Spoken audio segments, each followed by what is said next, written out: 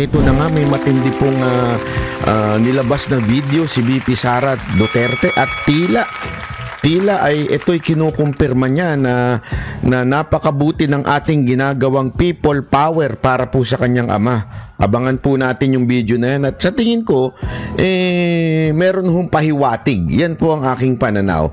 Ngayon, kayo ho ang humusga kung anong sa tingin ninyo. Basta atin pong ipe-play ito at unti-unti nating ipapaliwanag. Kasi knowing Vice President Sara Duterte, bilang Vice President, tandaan ho natin, siya ho ang makikinabang kung sakali ho mawala si Bongbong Marcos. So, hindi niya ho pwedeng lantarang sabihin ang dapat niyang sabihin at gusto niyang sabihin dahil hindi ho magandang tignan. Pero gayunpaman, dapat ho tayong matutong bumasa sa mga, sabi nga, let's read between the lines. Kung ano po ba ang sinasabi ng ating pangalawang Pangulo. So, ito ho, meron ho siyang, sa tingin ko lamang po, ito'y pananaw ko. Hindi ko naman po sinasabing ito talaga ang ibig niyan sabihin.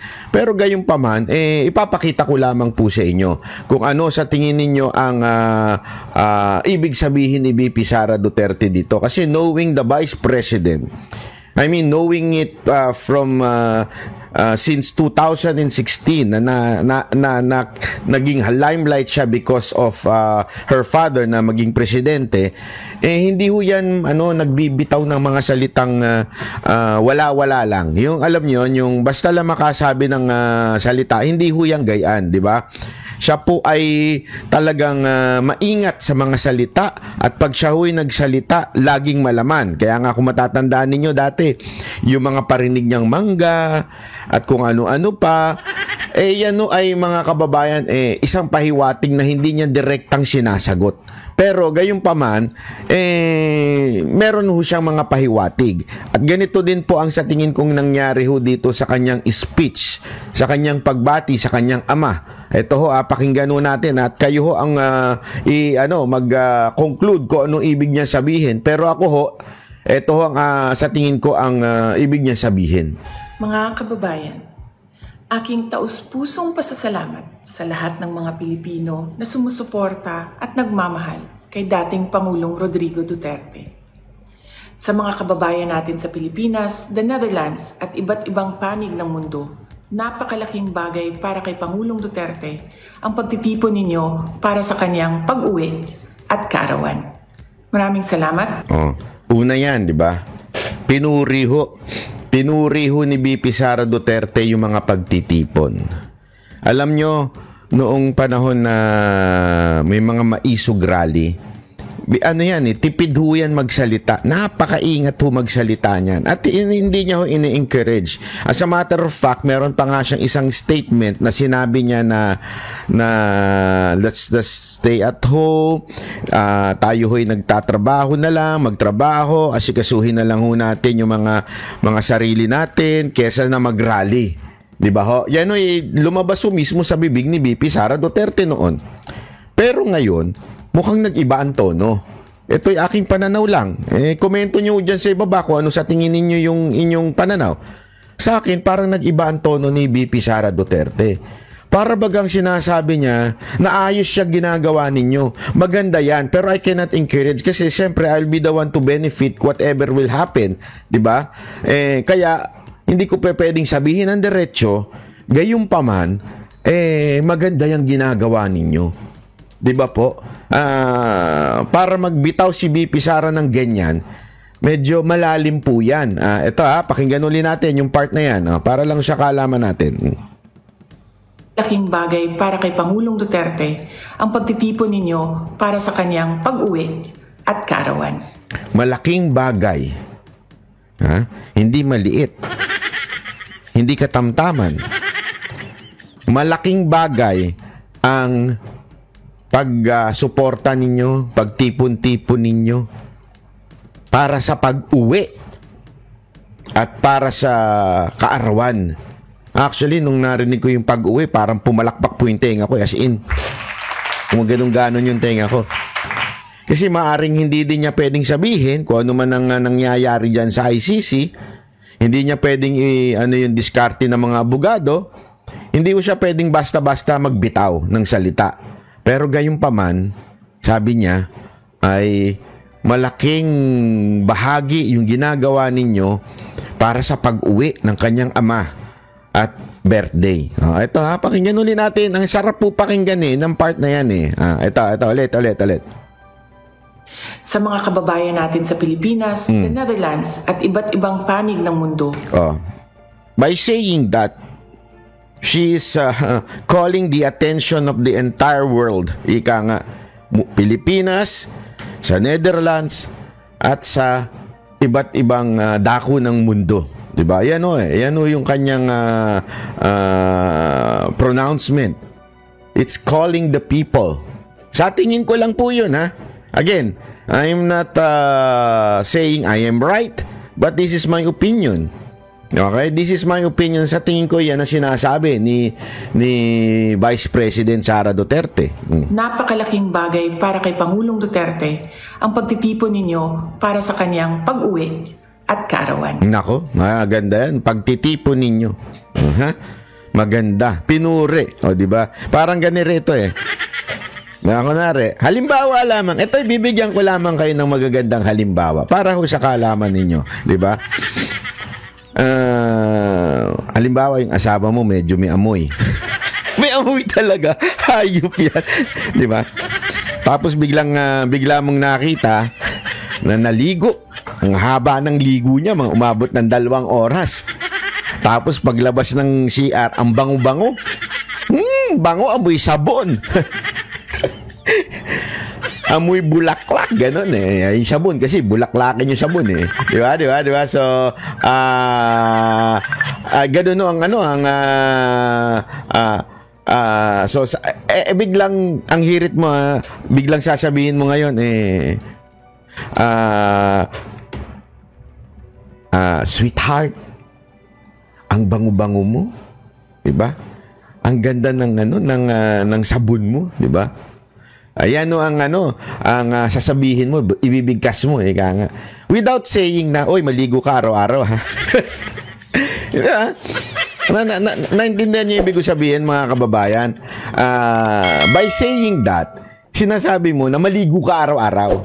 Tama, mali. Di ba? So, ganun ang diskarte nyo, mga kababayan. Tinuturuan ko na kayo, para yung asawa ninyo hindi amoy bawang, hindi amoy sibuyas, o di kaya amoy danggit.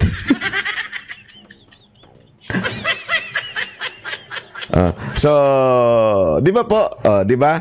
So, medyo ganun ang bitaw mo. Sasabihin mo lang, pupuri mo yung sabon niya. Ang ganda ng nabili mong sabon.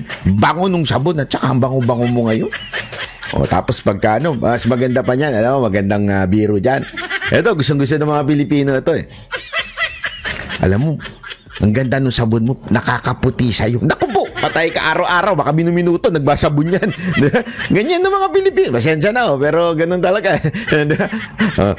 Ganun nyo sabihan sila para na maligo sila nang hindi na o-offend. Mali.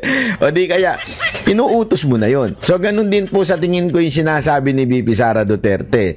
Malaking bagay yung pagtitipon ninyo para sa pag-uwi at sa birthday ni Pangulong Duterte. Read between the lines, mga kababayan. Anong ibig sabihin ni VP Sara Duterte dito?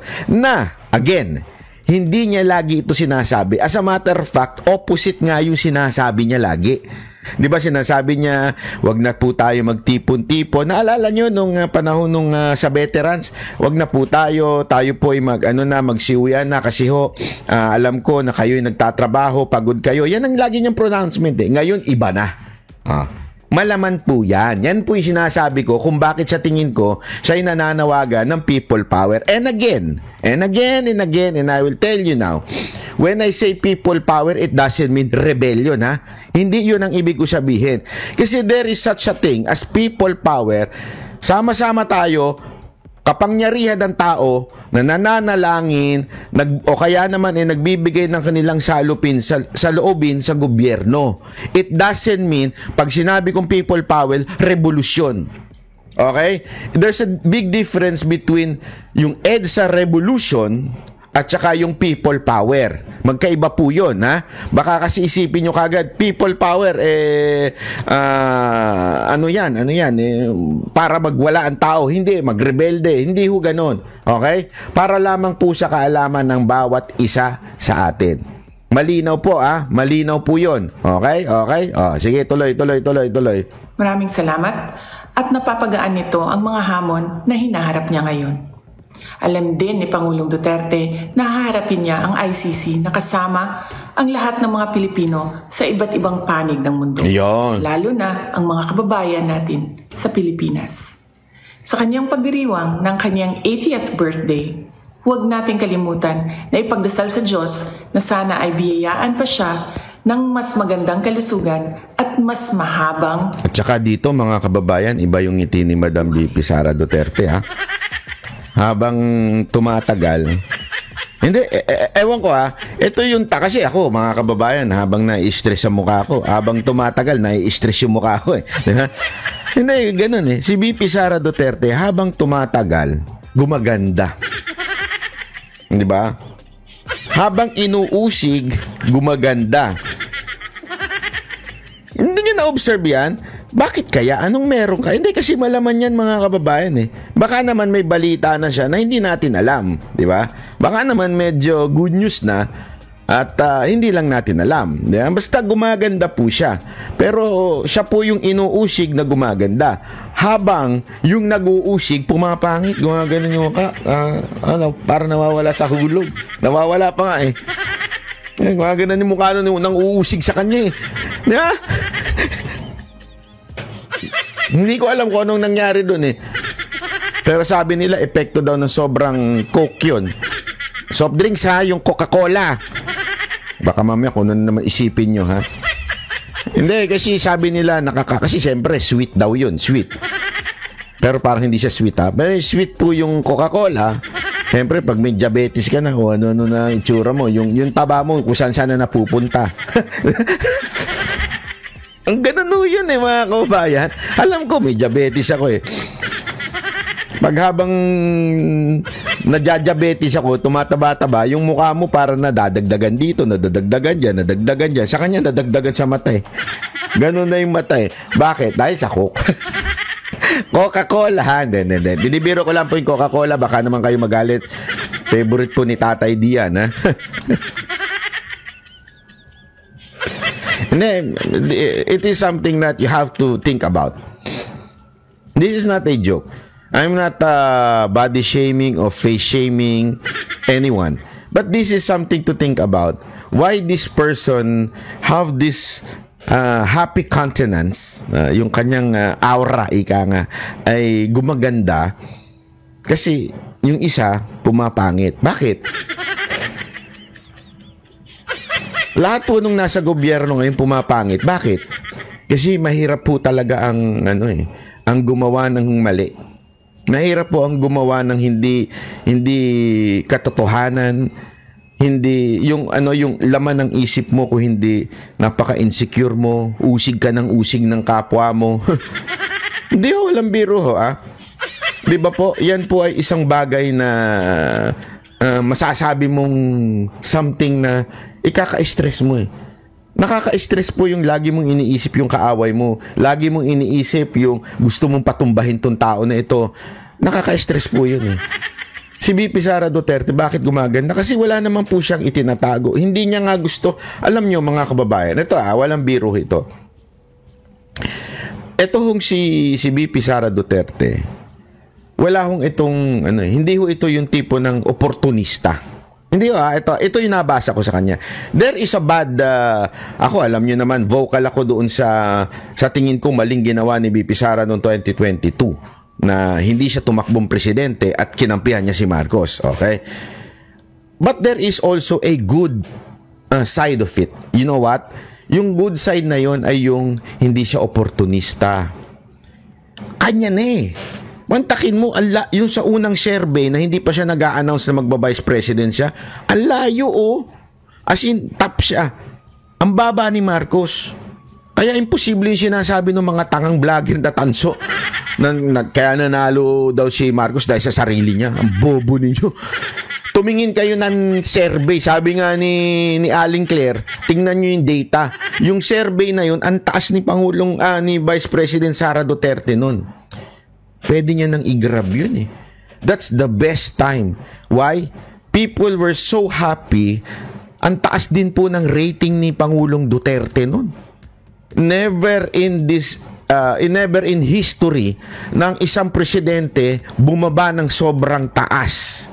Positive 70 plus ang I think as far as I remember 60 to 70. Wala ho, usually yan sa simula lang, pero pag na dumadaos na yun sa 20, di ba? Siya ho hindi bumaba ng mataas ang kanyang ratings, trust rating. Meaning kayang-kaya ni BP Sara Duterte tumakbo nun. Lahat makinarya, mantakin mo makinarya nasa tatay niya. Partido nasa tatay niya. Lahat ng congressman, lahat ng senador, lahat ng mayor, siguradong ikakampanya siya. Bakit? Siyempre, andun na eh. Ayan na yung kapangyarihan, nasa kamay mo na. Pero hindi po siya nagpabulag doon sa kapangyarihan. Parang sa kanya, maybe, I'm not ready. Maybe, it doesn't look good. Diba? Ewan ko, I really don't know what's the reason. Whether it's personal, political, or whatsoever. Kasi kung ikaw yun, alam mo, pinapanood ko sa, pinapanood ko sa Amazon Prime. Alam mo yung Amazon Prime? Yung parang Netflix, pero sa Amerika din yun yung Prime.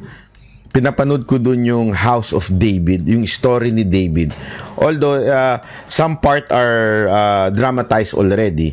Sabi nga doon, but most of it are biblical, real biblical Merong part doon na parang ayaw bumaba ni Saul, di ba? Parang nalunod na siya.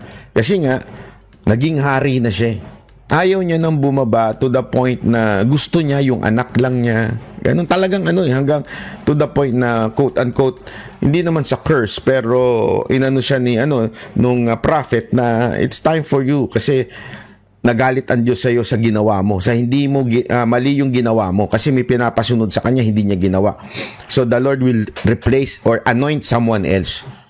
At doon hanggang kaduluduluhan talagang na siya na tawag dito na obsessed na siya doon sa power. Why? Because it's human nature. Ang tao once nakatikim ng konting power, nakatikim ng konting titulo, ay nabubuwang na yan. Walang biro.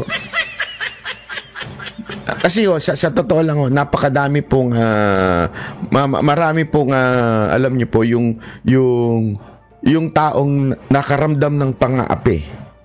'Di ba? Tapos pag nagkaroon ng kaunting kapangyarihan, nababaliw na. Parang gusto nang gumanti.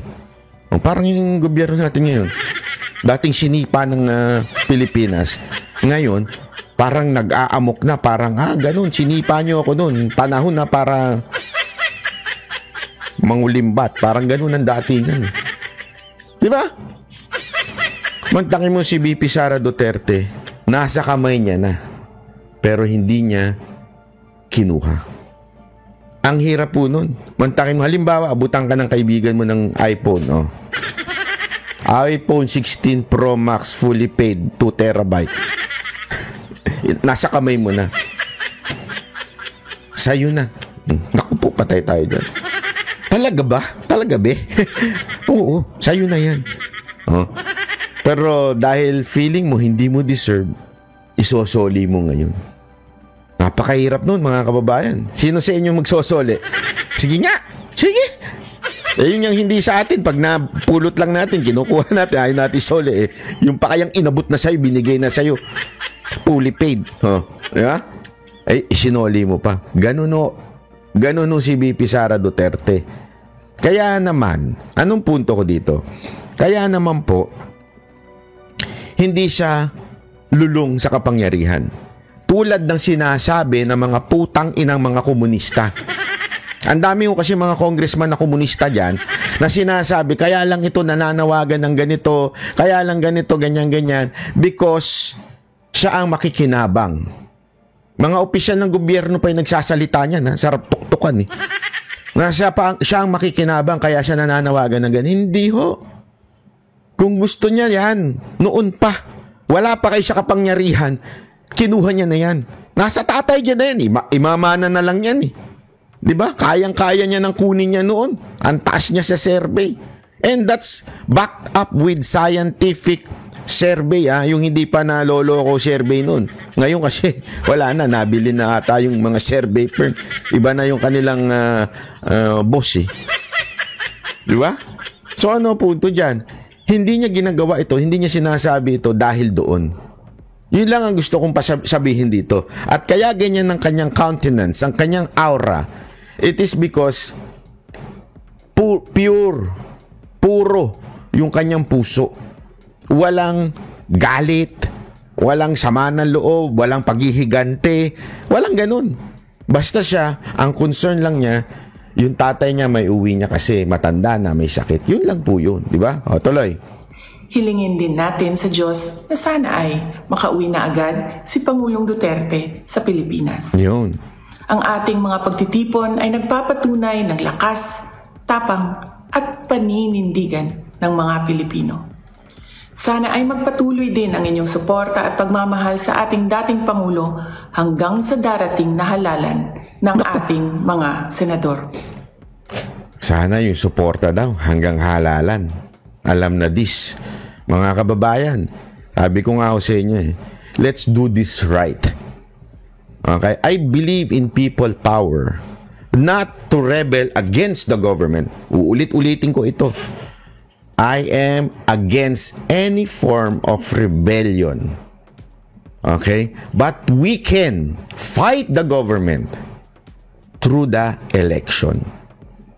Importante yan. Diyan tayo gumante, mga kababayan. Bakit to? Tulad din na sinasabi kong paulit-ulit, sa eleksyon, diyan pantay-pantay ang mayaman at mahirap. Bakit? Iisa ang boto na ibibigay mo. Lahat to. Walang mayaman na dalawa boto. Unless, natin. Pero wala. Lahat po tayo iisa boto. So, yung kapangyarihan mo na yan, yan ang gamitin natin. Magsama-sama tayo, people power, in voting for the right people. Kaya gusto kong manawagan ngayon. Mananawagan ako ng people power, especially sa OFW, na bumoto. Wag lamang po tayong maingay. Dahil yung ingay mo, walang gamit yan kung hindi ka boboto. Yang ingay mo, walang kwenta yan kung hindi ka boboto. At yan ang aking panawagan. People power sa pagboto. Malinaw? Okay? Yan po, importante. At paalala lang, kasi may nagsabi sa akin, announce ko daw ito. Hindi na po daw ipapadala yung sample, yung balot. Okay? Ang ipapadala na daw po yung Penoy. Joke lang po. And then, hindi na daw ipapadala yung balot. Okay? Online na daw. Okay? So, dapat magrehistro tayo at pwede na tayong magbumoto. Mas maaga ang botohan ng OFW. So, dapat, again, i-check nyo na po sa Comelec website kung paano bumoto ang mga OFW. Itanong na ninyo sa mga leaders ninyo. Itanong na ninyo, pwede kayo mag-online. Ngayon pa lang, alam ko may rehistro na or something. I-check nyo na po. Maging responsable naman po tayo. Wag lamang po tayo puro ingay. Again, I'm not saying na puro ingay tayo. That's not what I mean. But again, our talk is, sabi nga is, walang kwenta, walang saysay kung hindi po tayo boboto. So, dyan po tayo magsama-sama. Dyan po tayo mag-people power.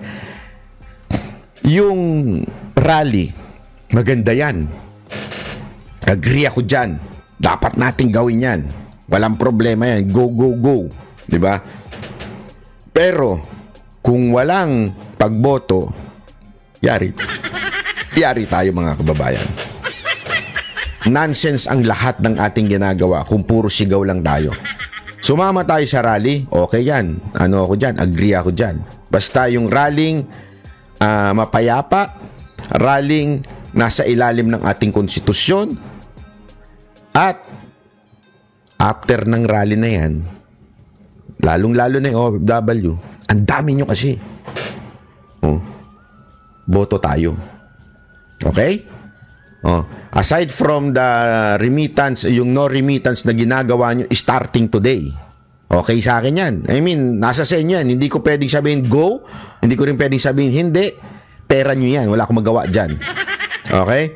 Kayo ho nag-decide yan. Okay yan. I mean, that's a good step to para marinig kayo ng gobyerno. Pero, more than that, yung bumoto tayo importante. So yan din ang panawagan ni BP Sara Duterte. Sa inyong kaisog, suporta o pag-ampo, kami nagasandig o naghinaot nga atong makabot ang hustisya alang kang Rodrigo Duterte sa mga Pilipino ug sa atong nasod, Pilipinas. Syukran. Ayan, nasyukran tayo ngayon. Okay po. So mga kababayan, malinaw na malinaw po ang sinabi ng ating Vice President. Pero meron pa po tayong pag-uusapan. Isa pa po nating pag-uusapan po ay ito pong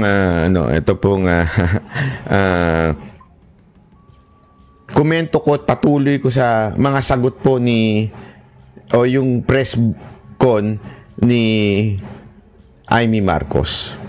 Okay, maganda din po kasi yung mga question and answer doon. Marami ho siyang ini-reveal.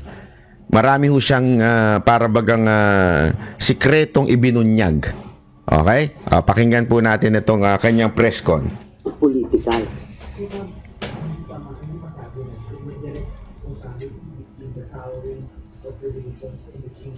Mahina lang po yung tanong. Ulit-ulit sinasabi ni Secretary Boying Remulla na may konteksto ang lahat. At sa palagay ko maliwanag na may konteksto na talagang sumasabay sa alitan at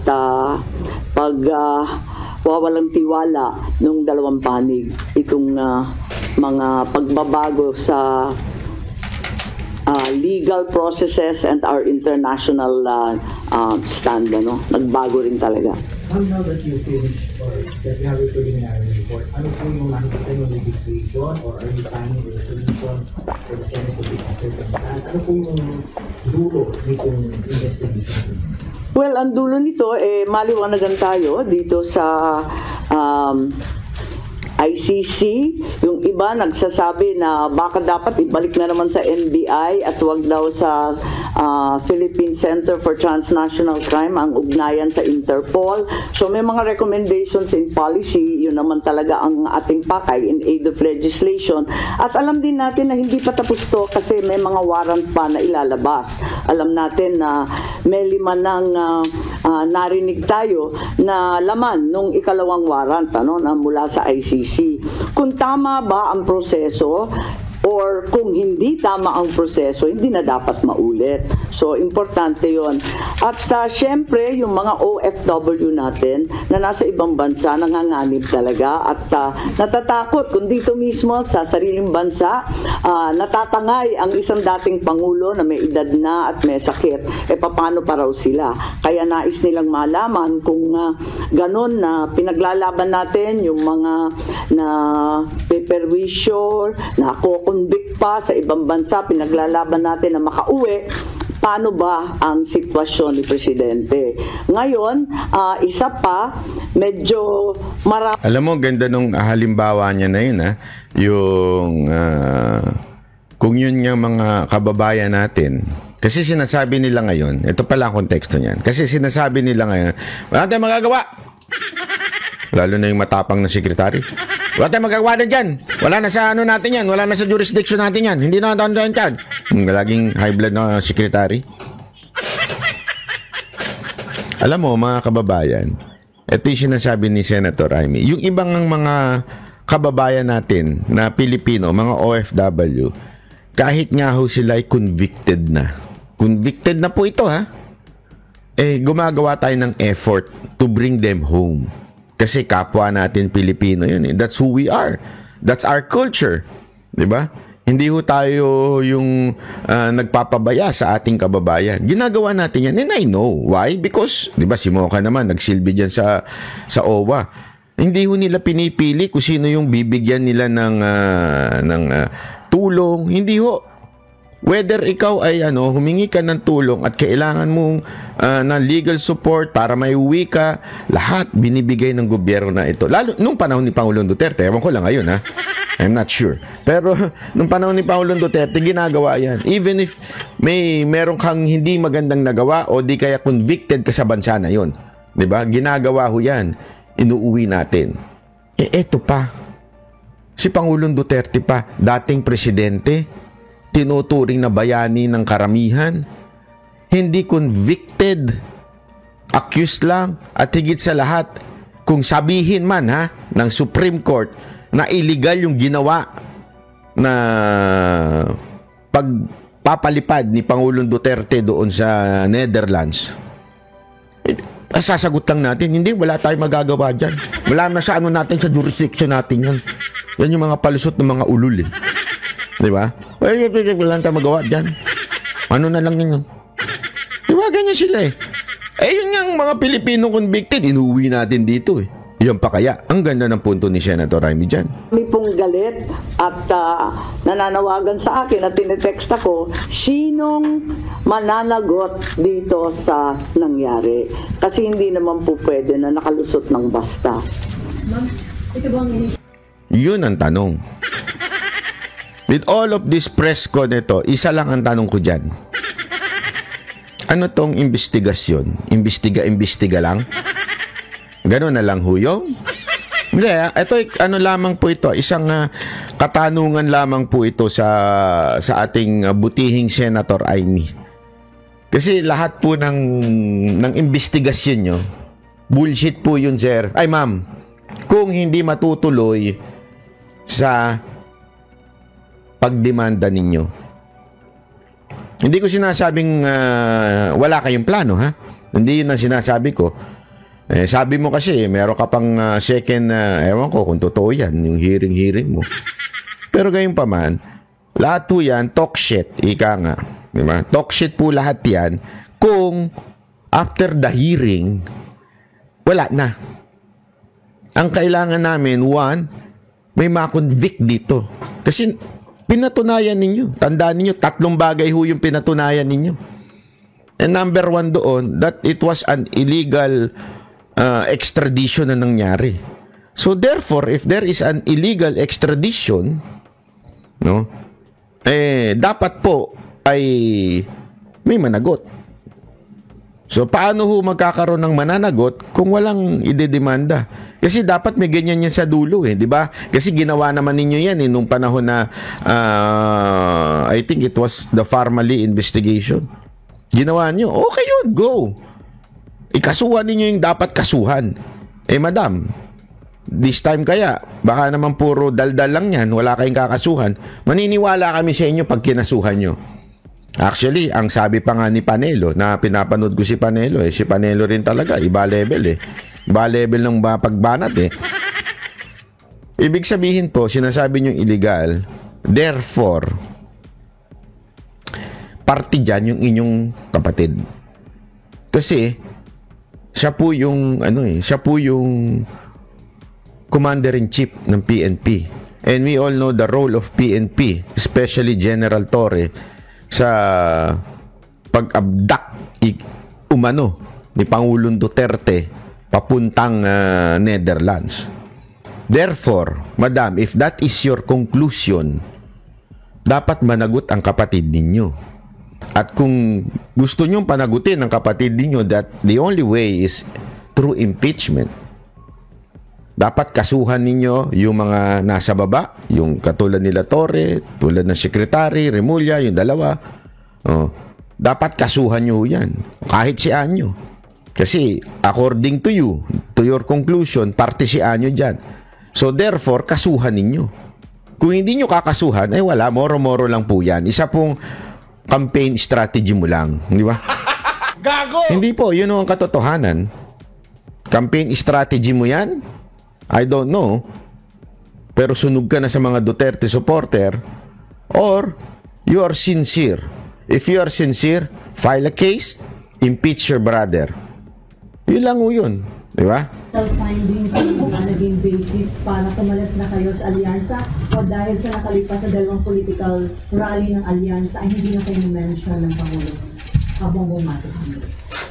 Kasi sinabi ko naman na talagang sa patuloy nilang pagbabanggit ng executive privilege, sub judice, ng national security, talagang parang mistulang nagtatago ang ating gobyerno ng mahahalagang katotohanan. At hindi ko talaga matanggap, kaya't kinakailangan malaman natin at hayaan na lamang ako na malaya na magsiyasat para malaman ng taong bayan ano nga talaga ang mga pangyayari, kung may nalabag na batas at kung ano ang pagbabago or bagong legislasyon na kinakailangan. At tulad ng sinabi ko naman mula pa nung umpisa ng halalan, mananatili akong independent. Dahil higit sa anumang politikal na pakinabang, dapat manaig ang soberanya ng bansa at ang tunay na katarungan para sa bawat Pilipino. So, wala kayong pag-uusap pa rin ni Pangulong Bongbong Marcos din? Oo, wala. Matagal na yun. Oo. So, sa tingin niyo minasama ng Pangulo yung pagtanda ni pananhirin sa Pilipino natin? Parang ganun ang lumalabas na hindi ko naman maintindihan. Pagkat para sa akin, masyadong naging emosyonal, galit at taranta ang taong bayan. At nakita naman natin, naglabasan sa kalsada, nag-iiyakan, nagpo-protesta. Kaya imbis na lumala pa itong sitwasyon na to, minarapat ko na alamin kung ano talaga ang nangyayari para kumalma tayong lahat at maanalisa kung ano talaga ang nangyari.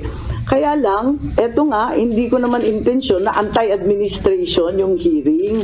As a matter of fact, kung maaalala ninyo, halos lahat ng testigo galing gobyerno. Hindi ko naman alam yung mga sagot nila. Kaya nga ako nagtatanong kasi hindi ko alam yung sagot. Malay ko ba kung anong sasagutin nila? Nung hindi sila magkasundo at hindi tumutugma yung mga sagot nila, hindi maganda yung itsura ng pamahalaan, nagalit yata sa akin na nabunyag yun sa aking hearing. Po. Hindi, matagal na kami hindi masyado nag-uusap, maraming humaharang, matagal na. Oo. Nakikita ko lang pag public events. Ayan o, madaming humaharang. Ayan o ang siste. Okay?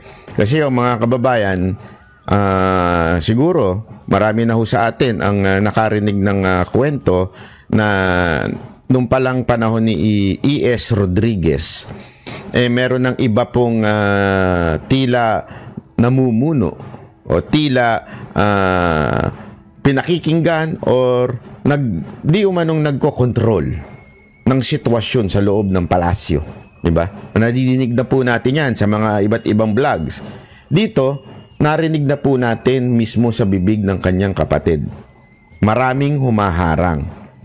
Hindi natin alam kung yan si E.S. Bersamin o baka naman yung asawa. Di ba po? Yan o ang tanong ho dyan eh. Di ba? Sino po kaya yung humaharang na yon? Yun ang tanong. Okay? Kasi mga kababayan, ako kung ako si Marcos, makikinig ako sa kapatid ko. Especially ate mo to. Bakit? Hindi more than anything else. Kapatid mo yan eh. Hindi ka gusto mapahamak niyan. Kapatid mo yan. Ang concern niyan yung pamilya niyo, yung pangalan ninyo. Whether it is in bad faith or bad intention or motives, kapatid mo yan. Siyempre gusto niya salbahin yung pangalan ninyo. Ilang beses niyang sinabi yan noon eh. Ang gusto lang namin parang maayos. Kasi siyempre na yurakan yung kanilang pangalan, di ba? Alam naman natin, pag sinabi mong Marcos noon, magnanakaw. Ngayon, Marcos, hindi ko na sasabihin. Alam nyo na yun. Hindi. Bahala na kayo isulat nyo na lang dyan sa baba, di ba? Kasi dati yun eh. Totoo naman, dati po. Pag sinabi mong Marcos noon, issue ng korupsyon ang pumapasok. Marcos korupsyon, o di kaya Marcos diktador, di ba? Yan ang laging kaya nga gusto linisin ni ate yan eh. Di ba? O ngayon, instead na Marcos diktador, Marcos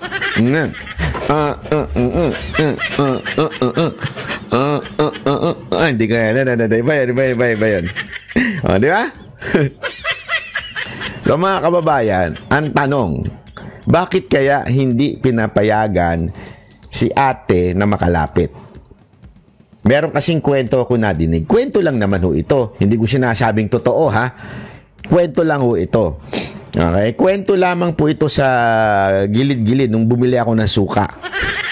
Ang suka, yan na naman. Bumili ako ng suka dyan sa kanto. Meron ako nadinig na kwentuhan. Sabi doon, kasi alam mo ba? Ano yan ba? Dati kasi, yan eh. Yung asawa kasi dati, lang yan eh. Itsapuera sa pamilya yan eh. Kasi hindi naman yan hindi naman yan yung Romualdez na mga mayayaman eh. Itsapuera lang yan sa eh. Sabi nila, kwento nila. Hindi ko man alam kung totoo, di ba? Again, hindi ko sinasabing totoo to. Kaya nung nanalo si Marcos, parang ang dating, eto, nagbida-bida na yung asawa. Sabi niya, ganun, initsipuera niyo ako ngayon. Ngayon, kayo ang iitsipuera ko na presidente ng asawa ko. Ang kontrolado ko yan. Hawak ko sa liig yan. Pag sinabi ko, parang yan, may lahing takusa yan.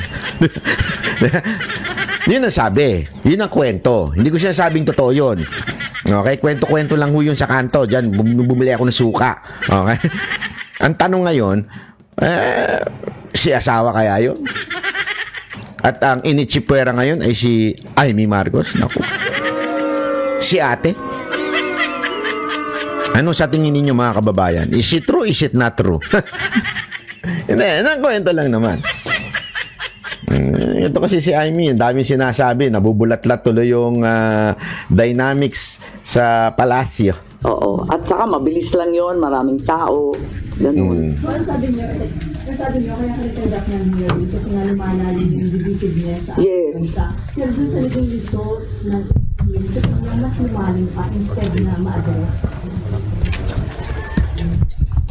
Lumalim ang emosyon in the sense na nakita nila na maraming pagkakamali, at least yung tatlo na binanggit ko na paulit-ulit na rin lumalabas sa social media. Kung tutugusin, very contrapuntal na siya, very anticlimactic na siya kasi paulit-ulit na yung lumalabas pati sa mainstream.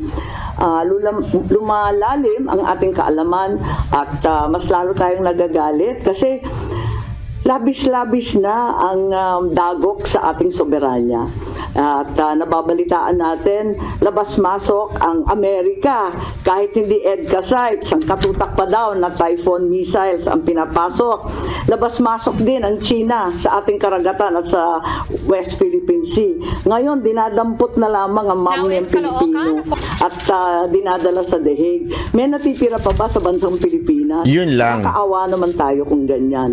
So, kung lumala, sa palagay ko, lumalim ang pag-uunawa ng taong bayan. I think yun ang kontribusyon.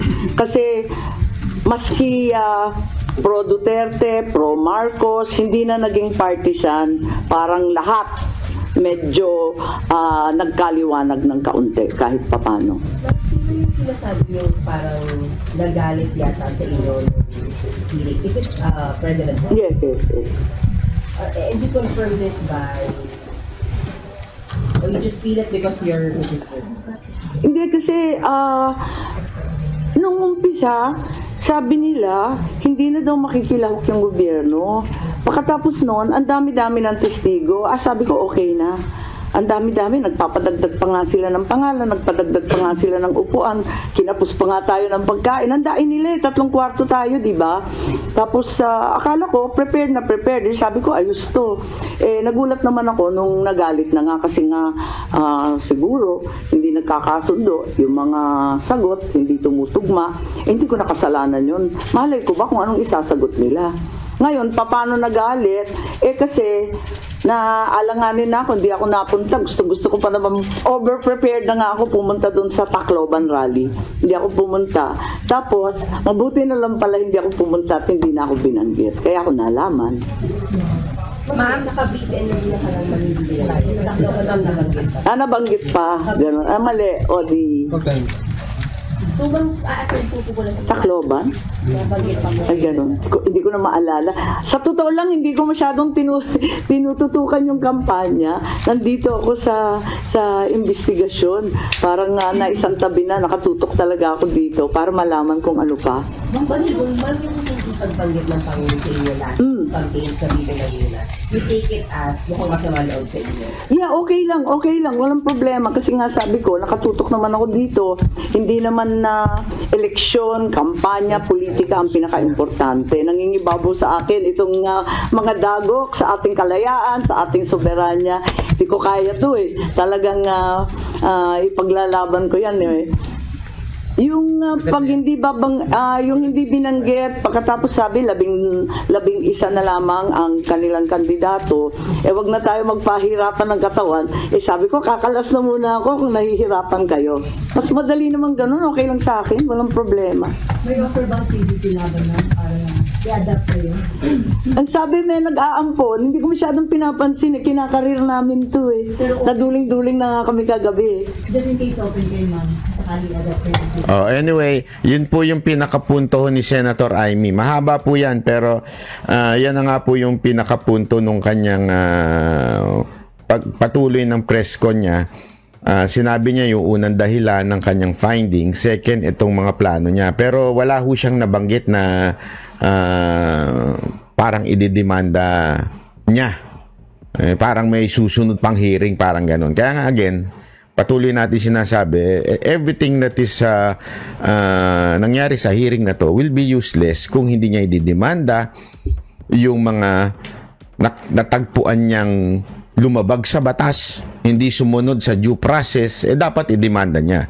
Okay, yun po ang importante. Pangalawa po, damay po yung kanyang damay po yung kanyang kapatid. Dapat to ay idemanda niya, hindi demanda, impeach niya. Mag-file siya ng impeachment. Although, sabi ng iba, useless lang naman din. Di naman gagalaw yan sa Kamara. It doesn't matter. Importante ho ay makita ho ng international community that itong mismong kapatid ay nanindigan. Diba? Nanindigan na para i-impeach ang kanyang kapatid. Ibig sabihin, there is a problem. Kasi mga kababayan, kung lagi nating sasabihin, wala namang mangyayari. Boboto tayo, puro tayo ganun. Wala talaga mangyayari sa Pilipinas. Diba? Hindi pa pwede yun. Kasi ang prinsipyo, whether may mangyari o walang mangyari, may prinsipyo ka. Hindi yan nabebenta, hindi yan dapat tinatanggal sa'yo. May prinsipyo ka. Dapat panindigan mo yan. At yung prinsipyo na yan, hanggang sa kaduluduluhan dapat panindigan mo. Whether may mangyari o wala mangyari, yung prinsipyo mo nasa iyo. Di ba? Yun yung sinasabi natin. Unless na itong prinsipyo na ito ay wala na at ginagamit na lamang po ito para sa kanyang kampanya. But again, I don't think it's going to be effective kasi sunog na po siya sa Duterte supporter na I think on this area she is trying to gain. Sunog na po siya dyan. Hindi na po siya iboboto at sana naman, ako naman hoping that PDP will not include this person. Masisira ho yung pinaglalabang prinsipyo ng Duterte slate pag isinama nyo ho ito. This is a big mistake kung sakasakaling isama nyo to. Unless meron kayong pinag-usapan na sa tingin ninyo ikakabuti ng administrasyon, ng grupo ng mga Duterte. Pero as far as I can see, parang wala ako kung nakikita. Hindi naman po ako makikialam, hindi naman po ako parte ng PDP. Pero desisyon yan ng inyong pinuno, di ba? Pero sa akin po, sana hindi.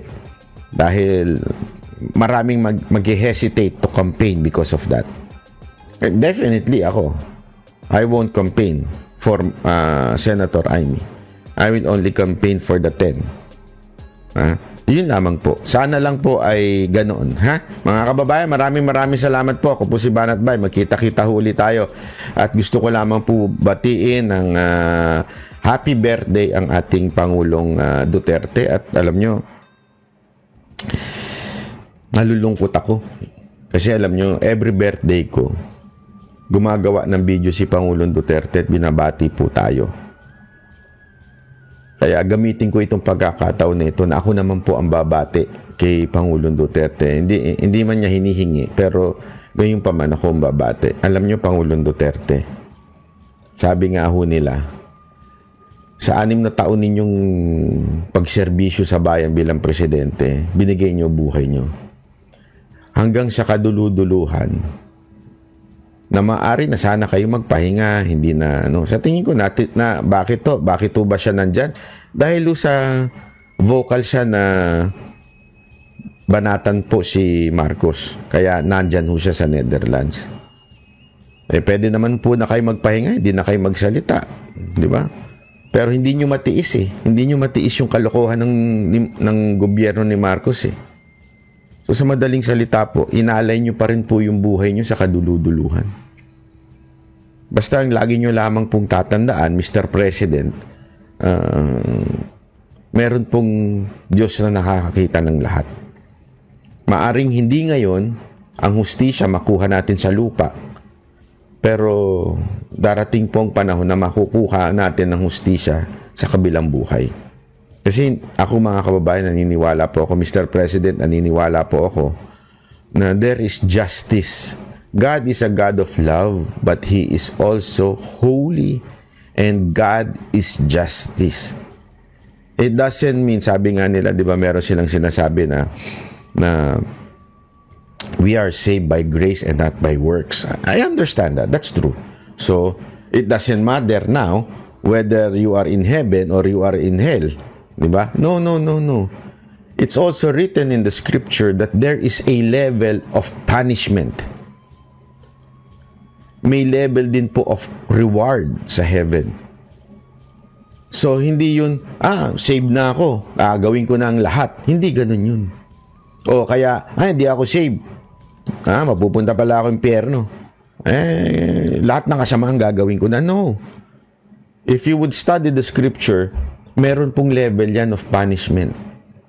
So, mga kababayan, at Mr. President, gusto ko lang sabihin sa inyo, stick to the truth. Stick to the, you're honest. Kasi kilala ko kayo. I mean, personally, hindi naman sa nanggaano po, hindi ko po kaibigan. Ayoko naman pong sabihin yan. Even if laging sinasabi ni Pangulong Duterte whenever we talk. Kasi nga po, ilang beses na po nating nakasama si Pangulong Duterte, and I'm so honored to be to chat with him many times, and I can see his heart. Alam niyo, iba yung nakikita ninyo publicly, yung speech niya. Galit siya sa mga kriminal, mapagmura siya sa mga kriminal, alam mo yung medyo yung iba ang dating niya. Pero sa personal, napaka yung puso niya, grabe ho sa bayan natin. And Mr. President, hindi ho natutulog ang Diyos. Nakikita ho ng Panginoon yan. Hanggang sa kaduluduluhan, iniisip nyo ang bayan nyo. Pwede na kayong tumakas nun. Nasa Hong Kong na po tayo nun. Magkakasama na tayo nun. Pwede na kayong tumakas nun. Although, hindi nyo ginawa. Inalay nyo pa rin ang inyong buhay. Tuloy-tuloy ngayon. You're suffering just to make a statement. Kaya, Mr. President, maraming salamat po. And God is not sleeping. Diba? Binabantayan po kayo. Maraming salamat po. God bless you po.